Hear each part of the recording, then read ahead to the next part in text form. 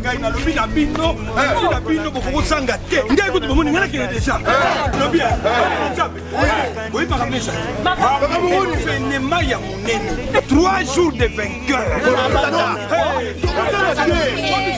chauffeur attendez vous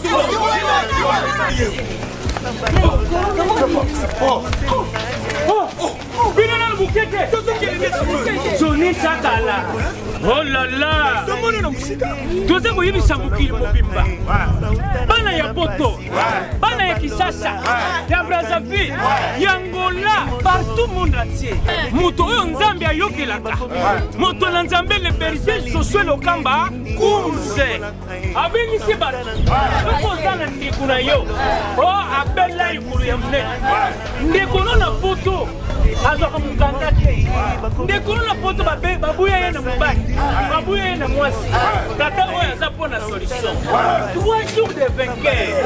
Elonga ya mubimu nana. Yango abingi batu nyonso.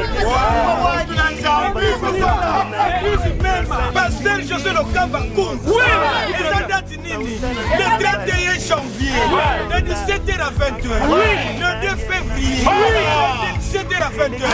Le 4 ezali dimanche. Le 9h à 12h.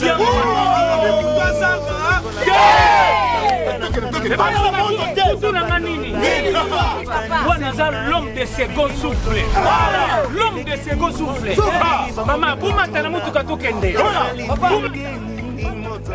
Nabimi molongi elekeli mokili bakomi kotuna nasali ndenge nini motolo